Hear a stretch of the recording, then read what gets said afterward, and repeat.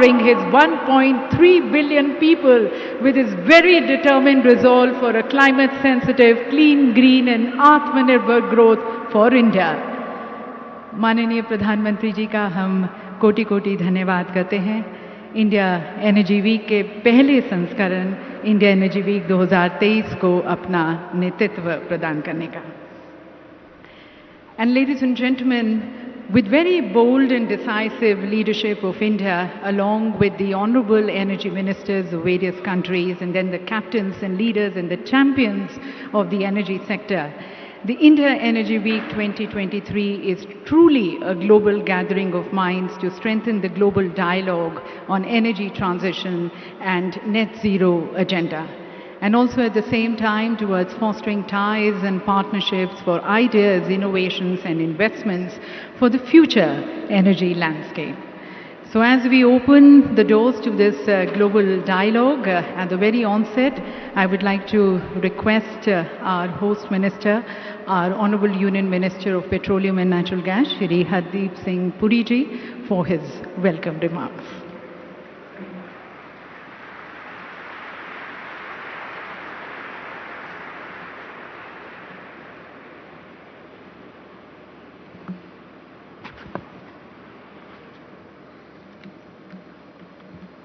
परम आदरणीय प्रधानमंत्री जी,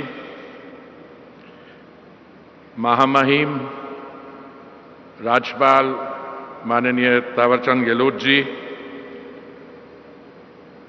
माननीय मुख्यमंत्री जी, मंत्रिमंडल में मेरे सहयोगी रामेश्वर तेली जी, excellencies, captains from the global oil and gas companies, pioneers of the green energy transition, friends in the media, ladies and gentlemen. It is my very proud privilege to welcome all of you to this first edition of India's flagship energy event, India Energy Week 2023 in the beautiful city of Bengaluru. As India's first comprehensive energy event covering the entire value chain in its year of the G20 presidency, IEW 2023 is a key discussion platform in the G20 calendar. The India Energy Week was born out of the Honorable Prime Minister's long-standing vision for India's role in the global energy transition while ensuring India's energy security, affordability and accessibility for her citizens. It captures India's dreams and aspirations of an Amrit Kal, whilst also underlining her role in the 21st century global economy as a Vishwaguru following the ideals of Vasudhaiva Kudumbakam. IEW 2023 comes at a watershed in the global energy landscape, and it will devise solutions to solve the global energy quadrilemma of energy access, affordability and availability, with security at its pivot, and devise solutions for the future global energy transition. Friends and colleagues, last year marked a tumultuous period in energy prices globally. This created global challenges to development and sparked uncontrolled inflationary and recessionary fears. The World Bank has estimated that this year global growth will decelerate to 1.7%, the third weakest in nearly 3 decades. More than 60 million people visit the petrol pump in India on a daily basis. A nation of 1.4 billion plus has to be insulated against the global price rise so that energy is accessible at affordable cost. This is the primary focus of India's energy needs. India has already pledged to become net zero in emissions by 2070 and cut down the emissions by 1 billion tons by the end of 2030. These commitments come despite India's historical contribution to global emissions since 1890 is about 4%, despite being the fifth largest economy and home to 17% of the world's population, and despite India's per capita emissions ranking the lowest amongst the G20 countries and about half of the global average. Against this backdrop, India has carved out an energy agenda which is inclusive, market-based, and climate-sensitive.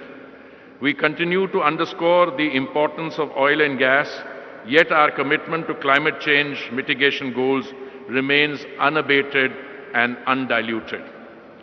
We remain focused on energy efficiencies, laying impetus on fuels of the future, including biofuels and hydrogen, and increasing the use of renewable energies, etc. At the same time, we are taking transformative steps to increase domestic exploration and production of traditional hydrocarbons. In today's plenary, we are also witnessing, or we will be witness, to the launch of 3 landmark initiatives by the Honorable Prime Minister. As per the vision that the Honorable Prime Minister laid out in 2017, a double-burner solar cooktop which can provide green, clean, effective and permanent solution for the cooking needs of the families is being launched today. This has replicability in the countries of the Global South and the rest of the world.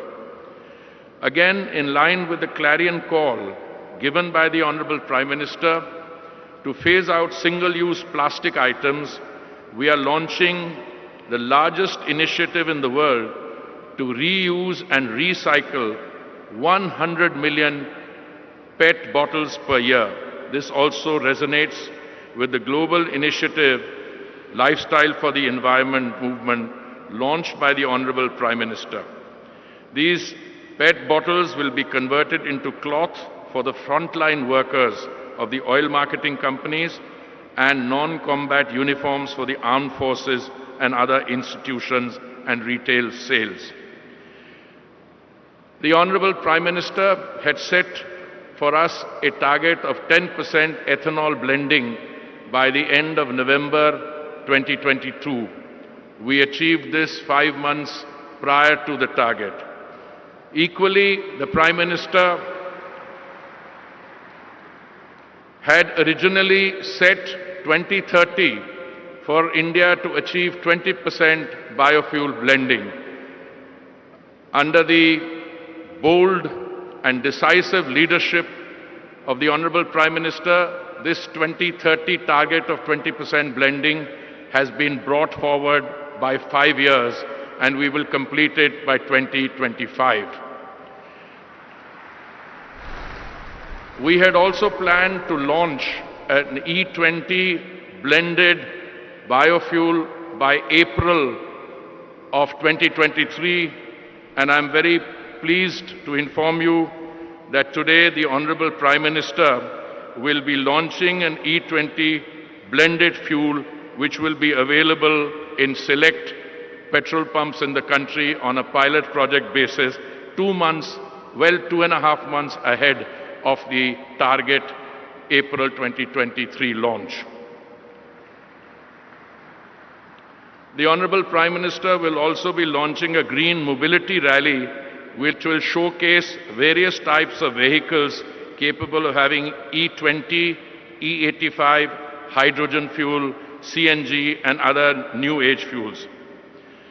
As a country on a fast trajectory of economic growth, India is projected to witness the largest increase in energy demand of any country over the next 2 decades, accounting to close to 28% of incremental global growth in energy demand.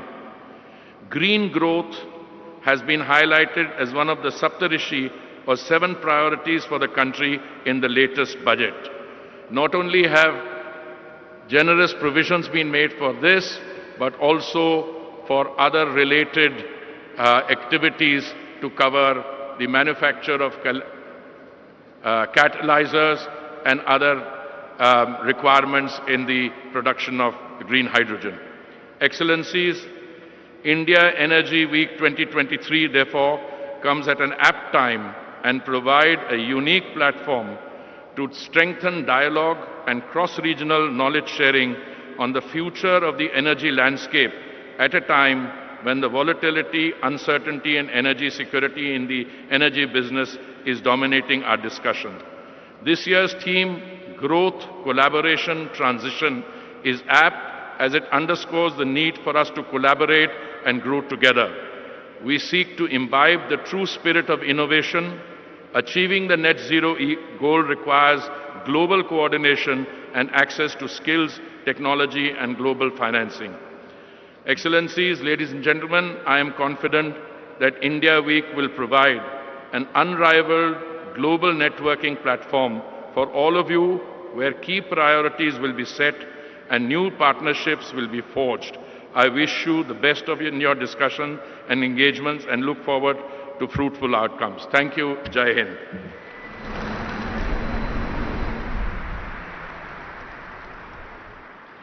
Thank you, Honorable Minister, sir. And ladies and gentlemen, the India Energy Week 2023 is happening in a city which is known as the Silicon Valley of India, a city which is known for its ideas, its innovation for startups and entrepreneurs, especially in the energy sector. और मंच पर हमारे साथ मेज़बान राज्य के माननीय governor साहब श्री थावरचंद गहलोत जी हैं, साथ साथ यशस्वी मुख्यमंत्री श्री बसवराज बोम्मई जी हैं। तो मैं मेज़बान राज्य कर्नाटक के माननीय मुख्यमंत्री श्री बसवराज बोम्मई जी को अब आमंत्रित करती हूँ इस सम्मानित सभागार को संबोधित करने के लिए। Inviting the honourable chief minister Shri Basavaraj Bommai ji.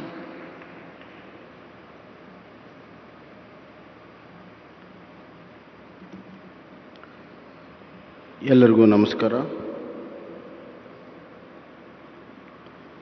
Our respectful Honorable Prime Minister Narendra Modi ji,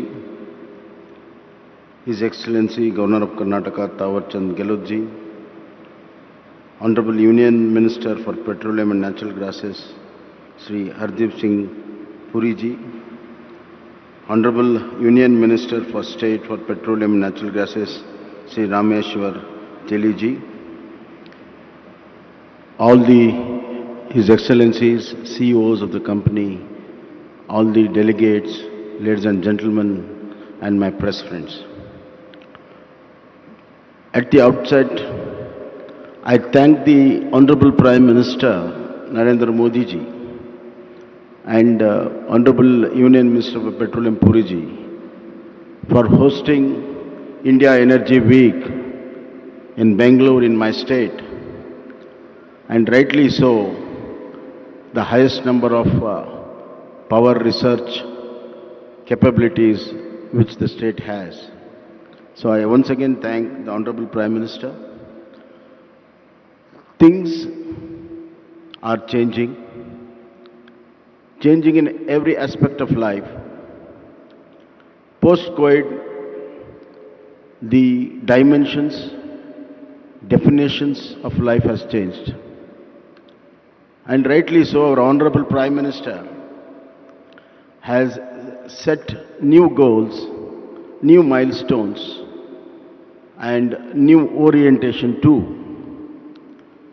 He has been a very successful as a Chief Minister of Gujarat by bringing a revolutionary change in power production, supplies and distribution.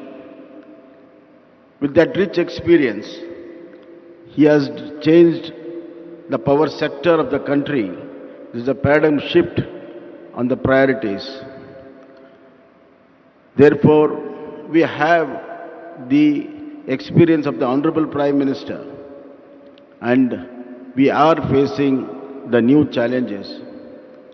The whole world in its effort for a net zero is a very big challenge, and our Honorable Prime Minister has set a goal for 2046 net zero Indian power production.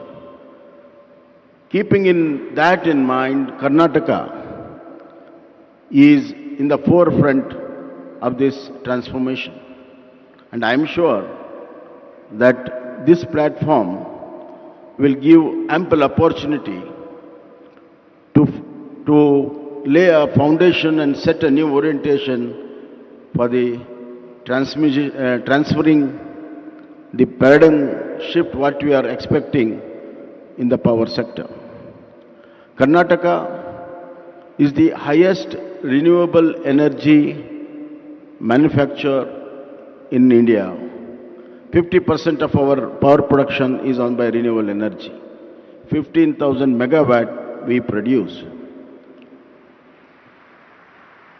Now we are going ahead with renewable energy pump storages and other kind of storages. Last month we had a global investor meet where more than 3 lakh crores investment in 9 proposals are there in green hydrogen power products, and more than 2 lakh crore of investment is expected in renewable energy.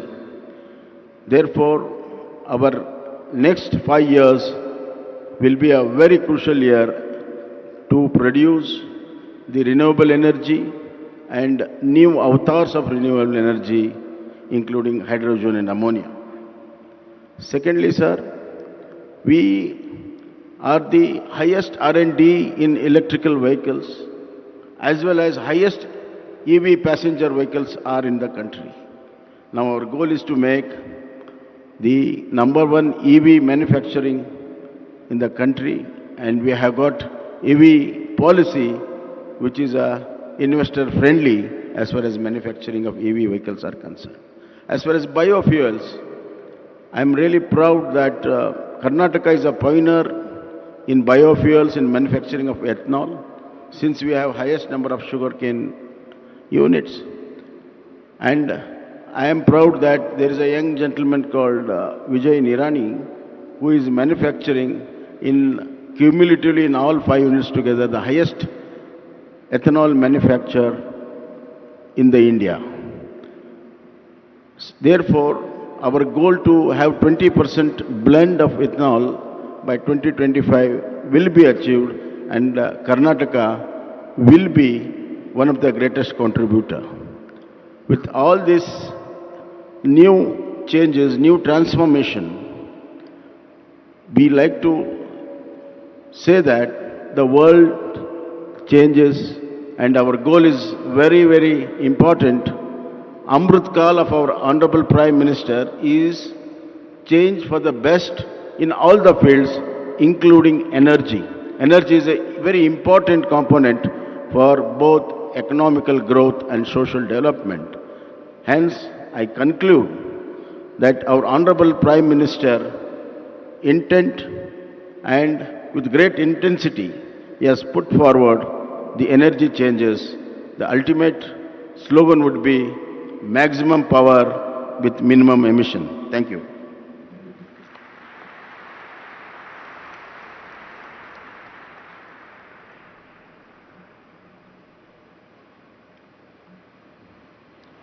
Thank you, Honorable Chief Minister, sir. And ladies and gentlemen, in the very spirit of growth, collaboration and transition, which is the theme of the India Energy Week 2023, India, under the dynamic leadership of Honorable Prime Minister, is taking all the right moves towards moving to a more cleaner and greener energy. And as was mentioned by our Honorable Minister, today we are going to be witnessing the launch of 3 landmark green initiatives at the hands of the Honorable Prime Minister. We bring you greater insights into these green initiatives which are going to be launched today, and also the progressive vision of our Honorable Prime Minister through a short film. If you can play the film, please.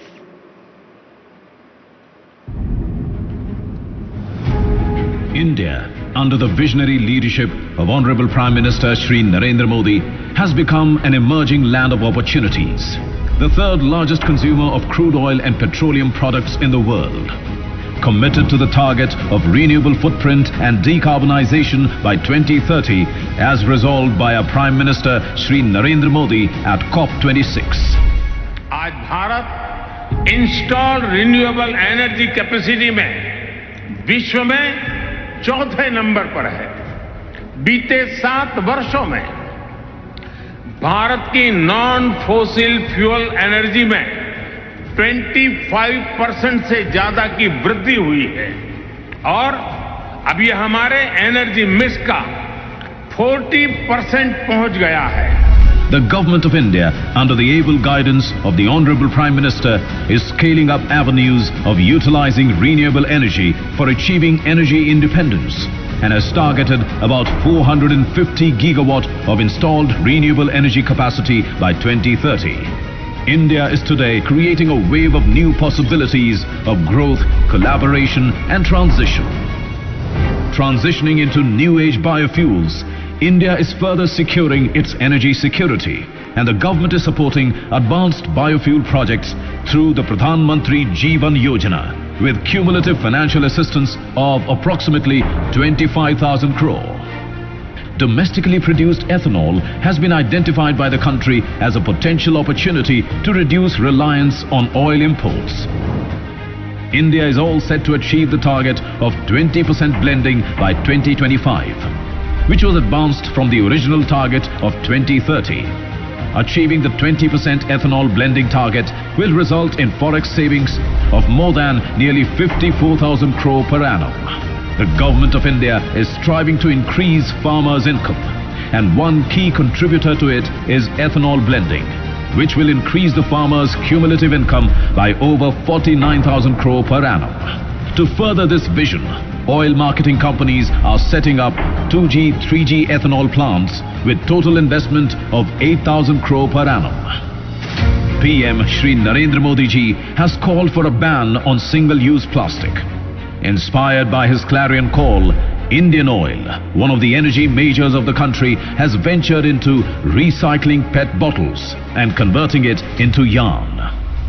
More than 10 lakh uniforms of oil marketing companies will be weaved with the polyester made from the recycled yarn. And further, armed forces and other institutions for their non-combat uniforms are also adopting this raw material for their production. This green initiative, unbottled towards a greener future, will result in recycling of 10 crore PET bottles per year. एक क्षेत्र ऐसा है जो शायद बहुत बड़ा revolution ला सकता है। लोग अपने घर में सोलार एनर्जी से चूल्हा चलाएंगे, जिस पर हर प्रकार की रसोई हो सके। Following the vision of Honorable Prime Minister of providing clean cooking fuel across the nation, Indian Oil is introducing an indoor solar cooking system designed, developed and patented by Indian Oil. A stationary indoor cooking solution capable of catering to the cooking needs of Indian households. Today at India Energy Week 2023, Honorable Prime Minister Shri Narendra Modi ji dedicates the double burner solar cooktop to the nation, launches Unbottled Towards a Greener Future initiative, and flags off vehicles running on energy efficient fuel to mark the launch of ethanol E20 grade fuel, which will be available in select cities of the country. India Energy Week 2023. Growth, collaboration, transition. तो देवी सज्जनों, आपने देखा कि अब recycle पेट bottle से बनेंगे sustainable garments, और ये इंडियन ऑयल की हरित पहल है। सस्टेनेबिलिटी की दिशा में आगे बढ़ते हुए इंडियन ऑयल ने सर्कुलर इकोनॉमी में योगदानकर्ता के रूप में प्लास्टिक न्यूट्रलिटी को अपनाया है, और इसी के तहत ऑयल मार्केटिंग कंपनीज के कस्टमर सर्विस अटेंडेंट्स की वर्दी के अलावा अन्य संस्थाओं के लिए भी कपड़ा बनाया जाएगा। रिसाइकल पॉलिएस्टर को कपास के साथ मिलाकर उसकी तरफ कपड़ा तैयार किया जाएगा। आपको ये भी बताना चाहेंगे कि प्रत्येक वर्दी के लिए कुछ 28 यूज्ड पेट बॉटल्स रिसाइकलिंग उनकी की जाती है और तब वो कपड़ा तैयार किया जाता है। और हमारे साथ chairman Indian oil corporation limited हैं, उनकी पूरी टीम को शुभकामनाएं देते हुए उन्हें मैं अब मंच पर आमंत्रित करती हूं, श्री श्रीकांत माधव वैद्या जी को, और उनसे निवेदन है कि वे माननीय प्रधानमंत्री जी को इस रिसाइकल पेट बॉटल से बने पेटा और जैकेट प्रधानमंत्री जी को भेंट करें।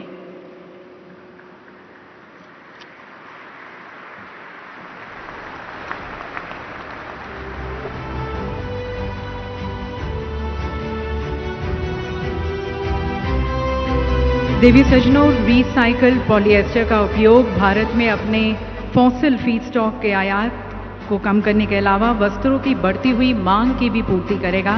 पेट बोतलों के रिसाइकलिंग का महत्व पर्यावरण संरक्षण में भी है, क्योंकि इसके उत्पादन के लिए फॉसिल फीडस्टॉक से निर्मित पॉलिएस्टर की तुलना में लगभग 59% कम ऊर्जा की आवश्यकता होती है और इसमें लगभग 79% कम कार्बन फुटप्रिंट है। और अब हमारा अगला इनिशिएटिव थर्मल बैटरी से चलने वाला यूज़र फ्रेंडली और एनवायरनमेंट फ्रेंडली सोलर कुकटॉप। जी हाँ देवी सज्जनों, ये बहुत ही विशेष सोलर कुकर है और सूर्य के चमकने पर ये सोलर मोड में काम करता है, और जब धूप कम है या धूप नहीं है तब ये हाइब्रिड मोड में इलेक्ट्रिक ग्रिड के माध्यम से काम करता है।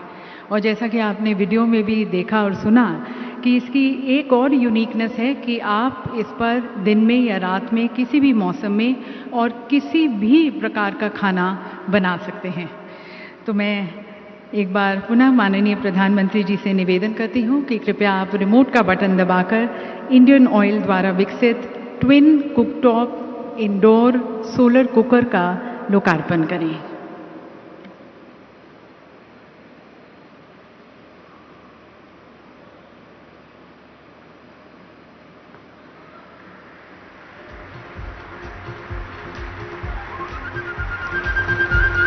Ladies and gentlemen, I would like to draw your attention on the sides here, just closer to the podium. We have the solar cooker, the twin cooktop indoor solar cooker, and this will be the green, clean and a permanent solution for the cooking needs of the household of not only India but also of the rest of the world. Ladies and gentlemen, in Honorable Prime Minister Modi, we have a global leader who strongly believes it is one earth, we are one big family, and there is one future for all of us.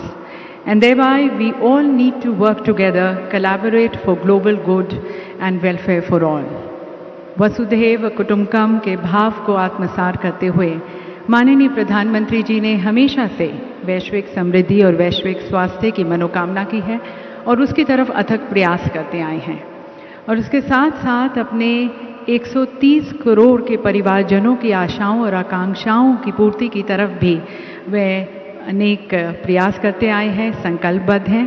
And that is where we have seen India integrating its development plans with the climate action targets, and that is also reflected in our budget, the dream budget for the green energy sector. और आज जब विश्व के सभी देश energy security और environmental sustainability जैसे मुद्दों के साथ जूझ रहे हैं, हमारे प्रधानमंत्री जी का संदेश, उनकी अंतर्दृष्टि, उनके विचार यकीनन हम सभी का मार्ग प्रशस्त करेंगे। तो यहाँ पर उपस्थित सभी की तरफ से मैं माननीय प्रधानमंत्री जी से करबद्ध होकर निवेदन करती हूँ, हम सभी के मार्गदर्शन हेतु अपने विचारों से हमें लाभान्वित करने के लिए।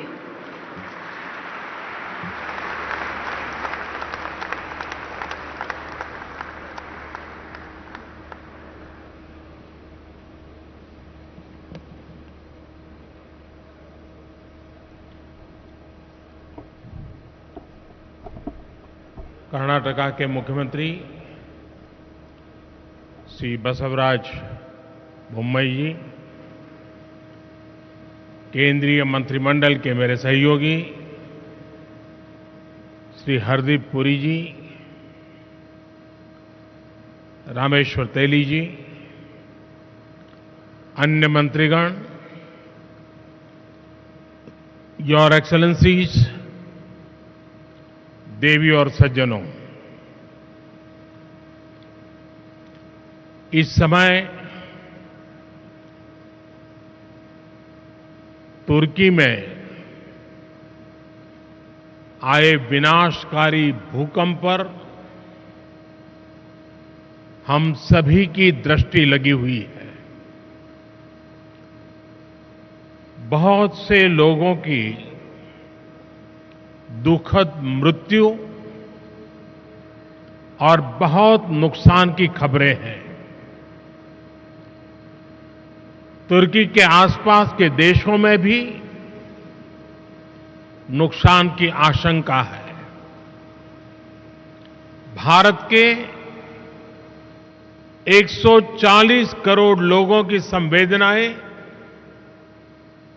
सभी भूकंप पीड़ितों के साथ है। भारत भूकंप पीड़ितों की हर संभव मदद के लिए तत्पर है। साथियों, बेंगलुरु टेक्नोलॉजी, टैलेंट और इनोवेशन की एनर्जी से भरपूर शहर है। मेरी तरह आप भी यहां की युवा ऊर्जा को अनुभव कर रहे होंगे। ये भारत की G20 प्रेसिडेंसी कैलेंडर का पहला बड़ा एनर्जी इवेंट है।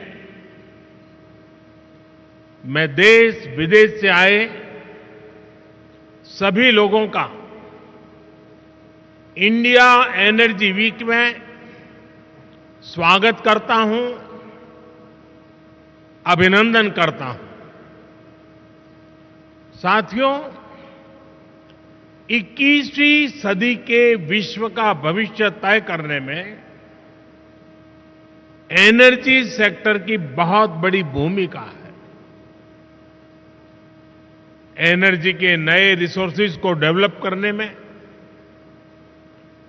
एनर्जी ट्रांजिशन में आज भारत विश्व के सबसे मजबूत आवाजों में से एक है।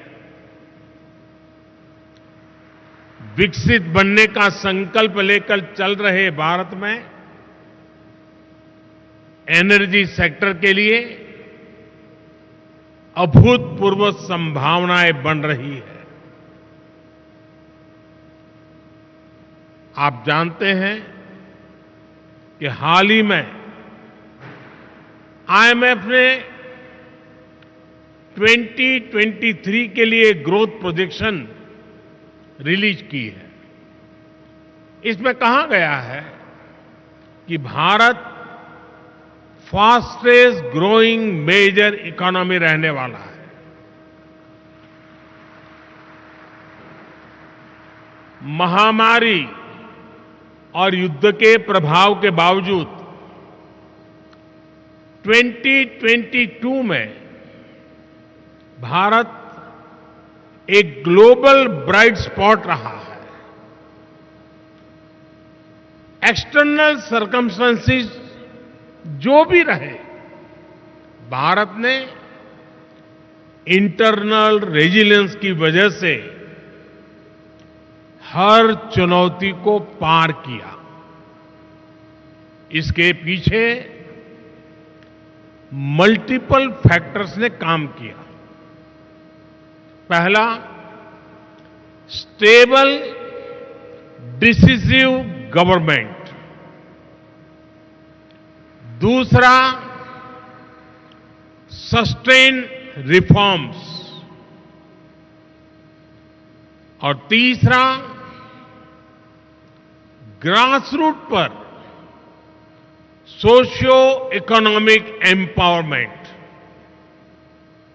बीते वर्षों में बड़े पैमाने पर लोगों को बैंक खातों से जोड़ा गया, उन्हें फ्री हेल्थ केयर ट्रीटमेंट की सुविधा मिली,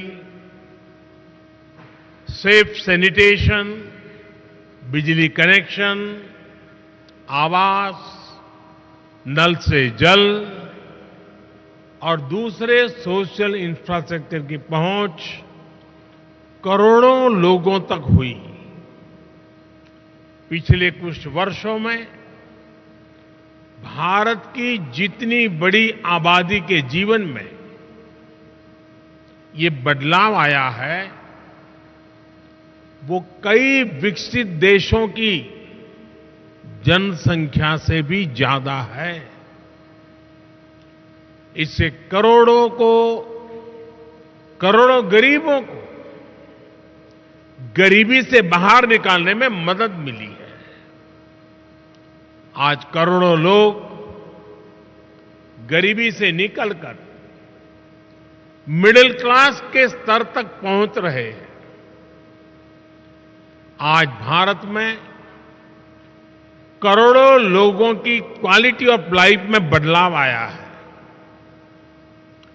आज गांव-गांव तक इंटरनेट पहुंचाने के लिए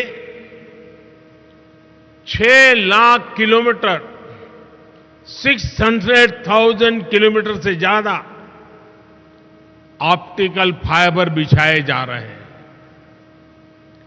पिछले 9 वर्षों में देश में ब्रॉडबैंड यूजर्स की संख्या 13 गुना बढ़ चुकी है।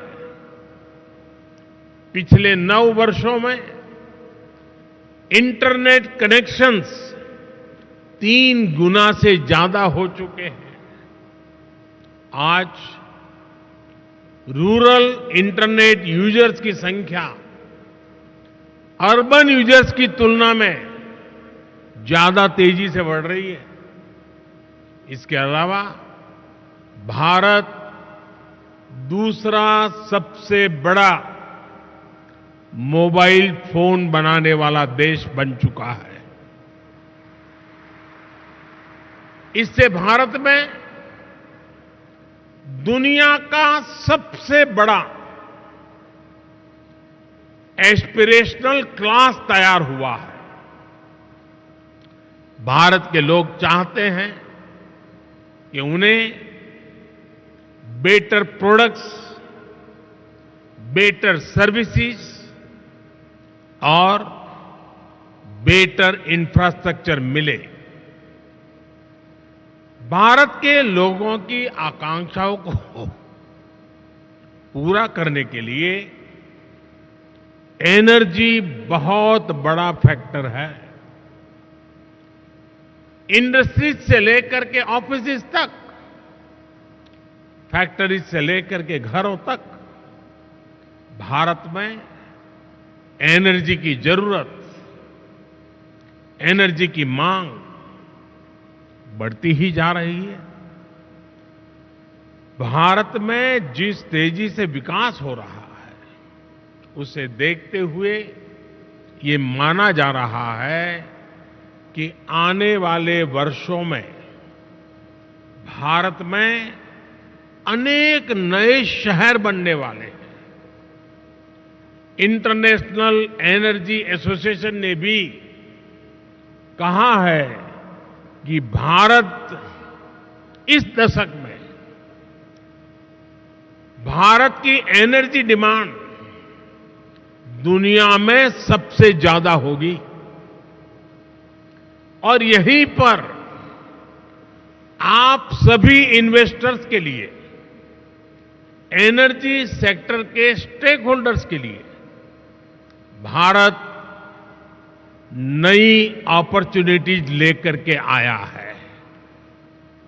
आज ग्लोबल ऑयल डिमांड में भारत की हिस्सेदारी 5% के आसपास है, लेकिन इसके 11% तक पहुंचने की उम्मीद है। भारत की गैस डिमांड तो 500% तक बढ़ने का अनुमान है। हमारा विस्तार ले रहा एनर्जी सेक्टर भारत में इन्वेस्टमेंट और कोलैबोरेशन के नए अवसर बना रहा है। फ्रेंड्स, एनर्जी सेक्टर को लेकर भारत की स्ट्रेटेजी के 4 मेजर वर्टिकल्स हैं। पहला, डोमेस्टिक एक्सप्लोरेशन और प्रोडक्शन को बढ़ाना। दूसरा, सप्लाईज को डाइवर्सिफिकेशन। तीसरा, बायोफ्यूल्स, इथेनॉल, कंप्रेस्ड बायोगैस और सोलार जैसे ऑल्टरनेटिव एनर्जी सोर्सेज का विस्तार। और चौथा, इलेक्ट्रिक व्हीकल और हाइड्रोजन के जरिए डीकार्बनाइजेशन। इन चारों ही दिशाओं में भारत तेजी से काम कर रहा है। मैं आपके बीच इसके कुछ एस्पेक्ट्स पर और विस्तार से बात करना चाहूंगा। साथियों, आप जानते हैं कि भारत दुनिया में चौथी सबसे बड़ी रिफाइनिंग कैपेसिटी वाला देश है। भारत की वर्तमान क्षमता करीब 250 MMTPA की है, जिसे बढ़ाकर 450 MMTPA करने के लिए तेजी से काम हो रहा है।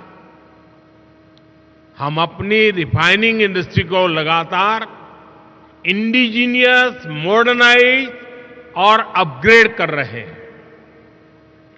हम अपनी पेट्रोकेमिकल प्रोडक्शन कैपेसिटी को बढ़ाने की दिशा में भी बहुत तेजी से काम कर रहे हैं। भारत के रिच टेक्नोलॉजी पोटेंशियल और ग्रोइंग स्टार्टअप इकोसिस्टम का उपयोग करके आप सभी अपने एनर्जी लैंडस्केप का विस्तार कर सकते हैं। साथियों, हम 2030 तक अपने एनर्जी मिक्स में नेचुरल गैस कंजम्पशन को बढ़ाने के लिए भी मिशन मोड पर काम कर रहे हैं। इसे 6% से बढ़ाकर 15% करने का लक्ष्य तय किया गया है। हमारा वन नेशन वन ग्रिड ये विजन इसके लिए सभी जरूरी इंफ्रास्ट्रक्चर उपलब्ध कराएगा। हमारा प्रयास है कि एलएनजी टर्मिनल रीगैसिफिकेशन क्षमता को बढ़ाया जाए। 2014 में हमारी क्षमता 21 MMTPA की थी, जो 2022 में करीब दोगुनी हो गई है। इसे और बढ़ाने के लिए काम जारी है। भारत में 2014 के मुकाबले सीजीडी की संख्या भी 9% हो चुकी है और 9 गुना बढ़ चुकी है। 9 गुना, 9 टाइम। हमारे यहां 2014 में सीएनजी स्टेशन भी 900 के आसपास थे। अब इनकी संख्या भी बढ़कर 5000 तक पहुंच रही है। हम गैस पाइपलाइन नेटवर्क की लंबाई बढ़ाने की दिशा में भी तेजी से काम कर रहे हैं। 2014 में हमारे देश में गैस पाइपलाइन की लंबाई करीब 14,000 किलोमीटर थी। अब ये बढ़कर 22,000 किलोमीटर से ज्यादा हो चुकी है। अगले 4-5 साल में भारत में गैस पाइपलाइन का नेटवर्क 35,000 किलोमीटर तक पहुंच जाएगा। यानी भारत के नेचुरल गैस इंफ्रास्ट्रक्चर में आपके लिए निवेश की बहुत बड़ी संभावनाएं बन रही है। साथियों, आज भारत का जोर डोमेस्टिक एक्सप्लोरेशन और प्रोडक्शन को बढ़ावा देने पर है। ईएनपी सेक्टर ने उन इलाकों में भी अपना इंटरेस्ट दिखाया है जो इनएक्सेसिबल समझे जाते थे। आपकी इन भावनाओं को समझते हुए हमने नो गो एरियाज में कमी की है। इससे 10 lakh square kilometre area no go की पाबंदियों से मुक्त हुआ है। अगर हम आंकड़े पर नजर डालें तो नो गो एरियाज में भी ये कमी 98% से भी ज्यादा है। ये सभी निवेशकों से आग्रह करूंगा कि आप इन अवसरों को इस्तेमाल करिए। फॉसिल फ्यूल्स के एक्सप्लोरेशन में अपनी मौजूदगी बढ़ाइए। फ्रेंड्स, बायो एनर्जी के क्षेत्र में भी हम तेजी से आगे बढ़ रहे हैं। पिछले साल अगस्त में हमने एशिया की पहली 2G इथेनॉल बायो रिफाइनरी की स्थापना की। हमारी तैयारी इस तरह के 12 कॉमर्शियल 2G इथेनॉल प्लांट्स बनाने की है। सस्टेनेबल एविएशन फ्यूल और रिन्यूएबल डीजल की कॉमर्शियल उपयोगिता की दिशा में भी हमारे प्रयास जारी है। इस साल के बजट में हमने गोवर्धन योजना के तहत 500 नए वेस्ट टू वेल्थ प्लांट्स बनाने का ऐलान किया है। इसमें 200 कॉम्प्रेस्ड बायोगैस प्लांट्स और 300 कम्युनिटी या क्लस्टर बेस्ड प्लांट्स शामिल है। इसमें भी आप सभी के लिए हजारों करोड़ रुपए के इन्वेस्टमेंट के रास्ते बनने वाले हैं। साथियों, एक और सेक्टर जिसमें भारत विश्व में लीड ले रहा है वो है ग्रीन हाइड्रोजन का। नेशनल ग्रीन हाइड्रोजन मिशन 21वीं सदी के भारत को नई दिशा देगा। इस दशक के अंत तक हम 5 MMTPA ग्रीन हाइड्रोजन के प्रोडक्शन का लक्ष्य लेकर चल रहे हैं। इसमें भी 8 लाख करोड़ रुपए से अधिक के इन्वेस्टमेंट की संभावनाएं हैं। भारत अगले 5 वर्षों में ग्रे हाइड्रोजन को रिप्लेस करते हुए ग्रीन हाइड्रोजन का हिस्सा 25% तक बढ़ाएगा। ये भी आपके लिए बहुत बड़ा अवसर होगा। फ्रेंड्स, एक और महत्वपूर्ण विषय ईवीएस की बैटरी कॉस्ट का भी है। आज इलेक्ट्रिक व्हीकल में बैटरी की कॉस्ट 40 से 50% तक होती है। इसलिए इस दिशा में हमने 50 गीगावाट आवर्स की एडवांस केमिस्ट्री सेल बनाने के लिए 18,000 करोड़ रुपए से ज्यादा की पीएलआई स्कीम शुरू की है। देश में बैटरी मैन्युफैक्चरिंग फैसिलिटीज स्थापित करने के लिए एक अच्छा अवसर है।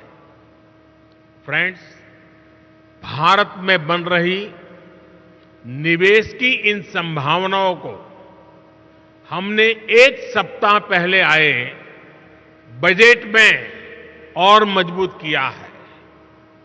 बजट में renewable energy, energy efficiency, sustainable transportation और ग्रीन टेक्नोलॉजीज को और एनकरेज किया गया है। इसमें 35,000 करोड़ रुपए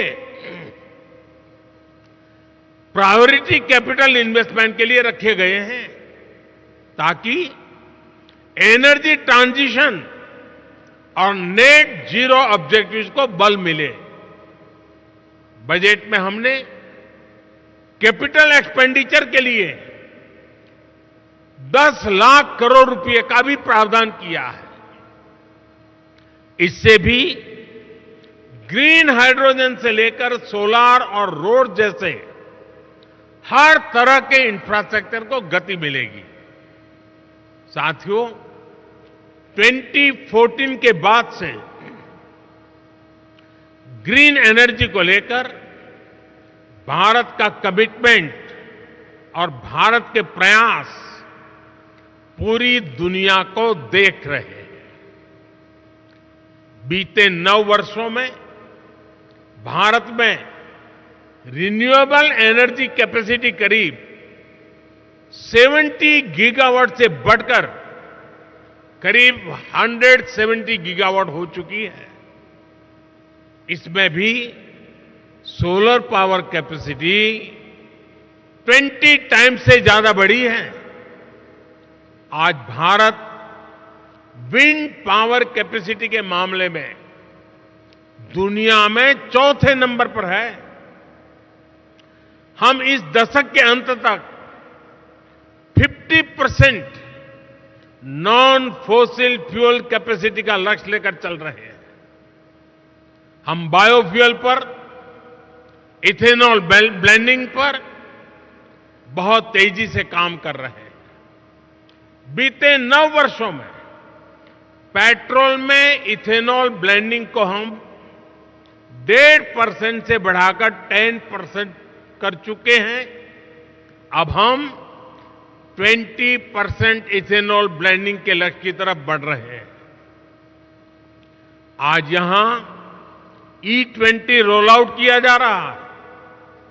पहले फेज में देश के 15 शहरों को कवर किया जाएगा और फिर आने वाले 2 वर्षों में देश भर में इसका विस्तार किया जाएगा।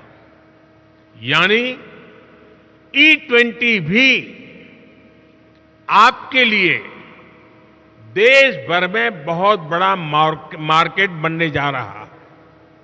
साथियों, आज भारत में एनर्जी ट्रांजिशन को लेकर जो मास मूवमेंट चल रहा है वो अध्ययन का विषय है। ये 2 तरीके से हो रहा है। पहला, एनर्जी के रिन्यूएबल सोर्स का तेज गति से एडॉप्शन कर, और दूसरा, एनर्जी कंजर्वेशन के प्रभावी तरीकों का एडॉप्शन। भारत के नागरिक आज बड़ी तेजी से एनर्जी के रिन्यूएबल सोर्सेज को अपना रहे हैं।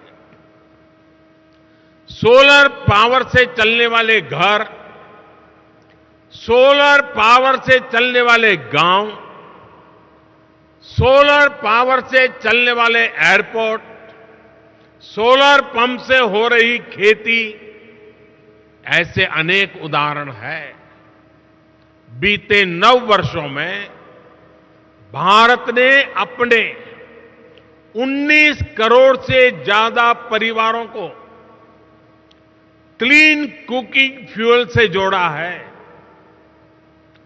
आज जो सोलर कुपटॉप लॉन्च किया गया है वो भारत में ग्रीन और क्लीन कुकिंग को नया आयाम देने जा रहा है।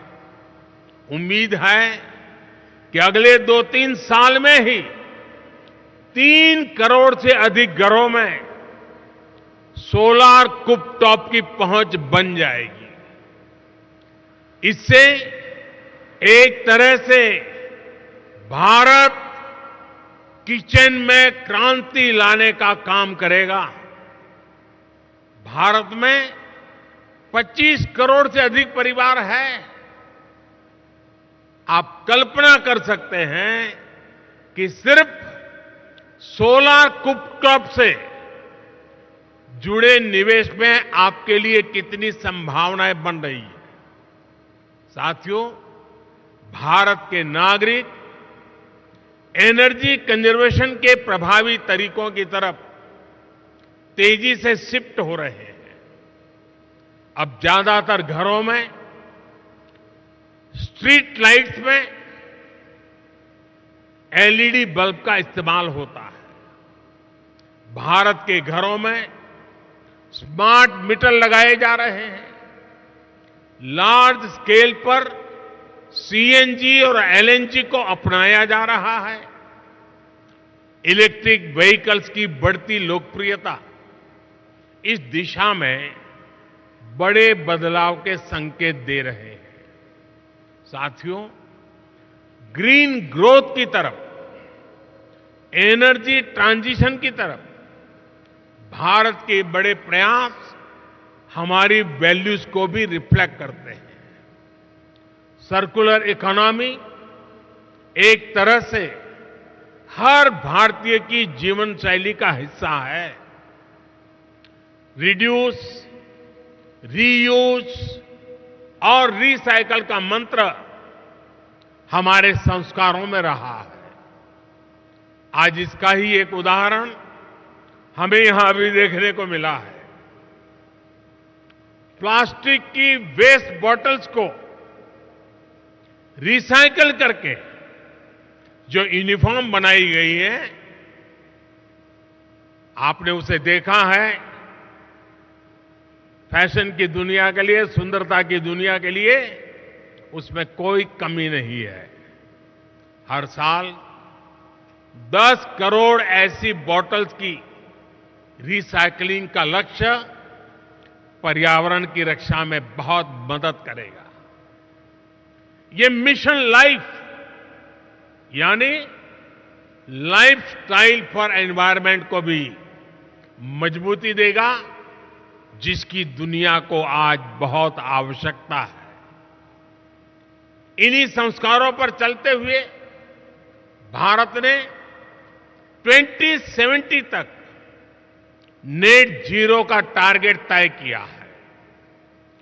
इंटरनेशनल सोलर अलायंस जैसे प्रयासों से भारत इस सद्भावना को दुनिया में मजबूत करना चाहता है।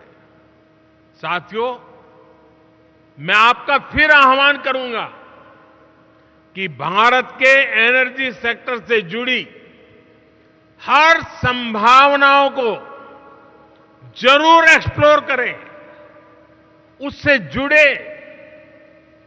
आज भारत आपके इन्वेस्टमेंट के लिए दुनिया में सबसे उपयुक्त जगह है। इन्हीं शब्दों के साथ आज आप इतनी बड़ी तादाद में यहां आए, एनर्जी ट्रांजिशन वीक के अंदर शरीक हुए। मैं आपका अभिनंदन करता हूं, स्वागत करता हूं और अपनी वाणी को विराम देता हूं। आप सबको बहुत बहुत शुभकामनाएं। धन्यवाद।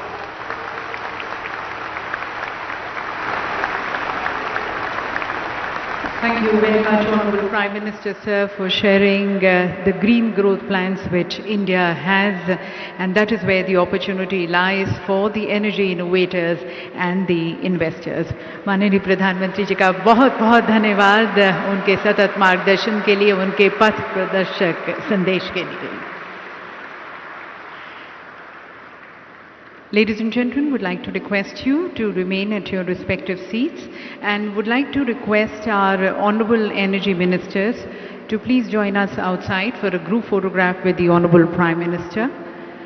Also, the Honorable Prime Minister outside is going to be launching the E20. तो ये बेंगलुरु से सीधा प्रसारण आप देख रहे थे। भारत ऊर्जा सप्ताह का उद्घाटन कार्यक्रम चल रहा था, जिसमें प्रधानमंत्री नरेंद्र मोदी ने हरित ऊर्जा की कई पहलों की शुरुआत की। उन्होंने अनबॉटल्ड पहल के तहत एक वर्दी लॉन्च की, जो बोतलों को रिसाइकिल करके वर्दी बनाई जाएगी, ताकि जो है प्लास्टिक का अच्छा निस्तारण हो सके और उससे हरित वर्दी तैयार हो सके। साथ साथ उन्होंने twin cooktop indoor solar cooker उसका भी उन्होंने मॉडल लॉन्च किया और इसको उन्होंने किचन क्रांति करार दिया। उन्होंने कहा कि इससे ये एक हरित ऊर्जा की दिशा में एक बहुत बड़ा प्रयास होगा, न केवल देश के लिए बल्कि दुनिया के लिए भी एक नजीर बनेगा। साथ साथ उन्होंने कहा